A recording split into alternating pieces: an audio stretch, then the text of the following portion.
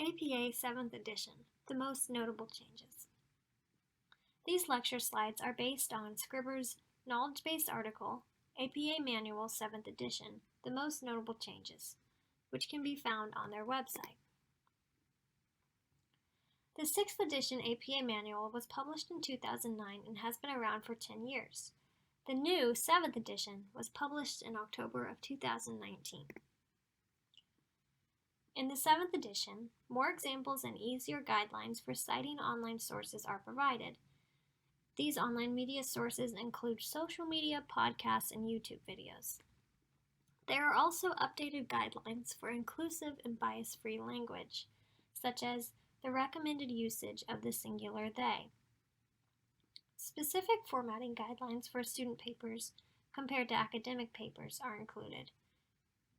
Small changes in how to cite sources are also specified. First, looking at reference and in-text citations, there are 7 notable changes.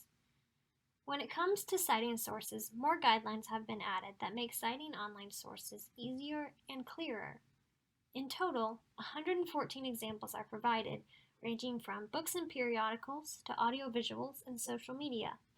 For each reference category, an easy template is provided to help you understand and apply the citation guidelines.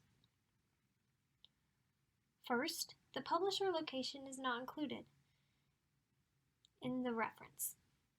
Many students have difficulty finding this information, thus it has been removed. Next, in-text citations have also been shortened. The in-text citation for works with 3 or more authors is now shortened to only the first author. You only include the first author's name and then et al., meaning and others. Now, there can be up to 20 authors in the reference list. The in-text citation surnames and initials for up to 20 authors instead of 7 should be provided in the reference list. If a source is authored by more than 20 authors, only the first 19 authors and the last author are included. In between the 19th and the last author, you place an ellipses to indicate that names are omitted. Most journal articles and books have a DOI assigned to them. This link is unique and stable. It doesn't change over time and makes retrieving a source easier for readers. In the 7th edition, DOIs are formatted the same as URLs. The label DOI: is no longer used. When citing web pages, URLs are no longer preceded by the words retrieved from, unless a retrieval date is needed, for example in Wikipedia articles where the content frequently changes. The website name is included unless it's the same as the author. Also, web page titles are italicized. For ebooks, the format, platform, or device such as a Kindle is no longer included in the reference. The publisher is included in the reference. The DOI is formatted according to the new 7th edition guidelines. Clear guidelines are provided for citing contributors other than authors and editors. The contributors appear in the author position. The role of the contributor is added in parentheses after the name. Some of these roles could be instructor, director, or photographer, and they are added in parentheses.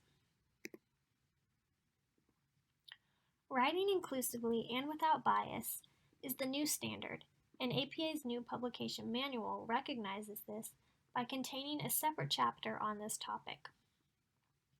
The guidelines provided by APA help authors reduce bias around topics such as gender, age, disability, racial and ethnic identity, and sexual orientation, as well as being sensitive to labels and describing individuals at the appropriate level of specificity.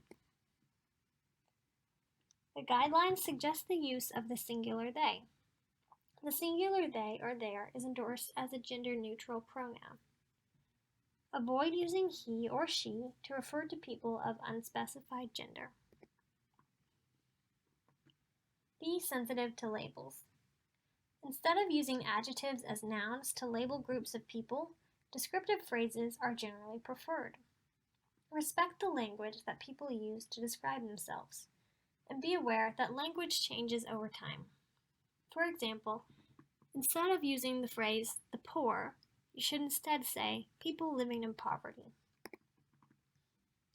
The guidelines suggest the use of an appropriate level of specificity. When possible, give specific characteristics rather than broad categories. The appropriate choice depends on the context. Paper format. In the 7th edition, APA decided to provide separate format guidelines for professional and student papers. For both types, sample papers included. Some notable changes for student papers follow in the next 3 slides. The guidelines allow for more fonts to choose from. In the 6th edition, only the use of Times New Roman was recommended. In the 7th edition, there is more flexibility regarding fonts. The most important thing is that the font should be easy to read for everyone. In the student version, there is no longer a running head. A running head states the paper title at the top of every page, but it is no longer required. The title will be 3 or 4 lines down from the top instead of halfway down the page. In the professional version, the words running head are also removed, but you still need a short title, 50 characters or less. You will just list Converse College as your affiliation. The title will be 3 or 4 lines down from the top, not centered on the page. Heading styles have also been updated. Heading levels 3, 4, and 5 are updated to improve readability. All headings are now bold and title case. To answer further questions on APA, go to the new 7th edition style guide, Purdue Writing Lab, the official APA website, or other reliable sources. Many thanks to Scribber for making this resource on APA's 7th edition changes available. This presentation is an adapted version of their original guide.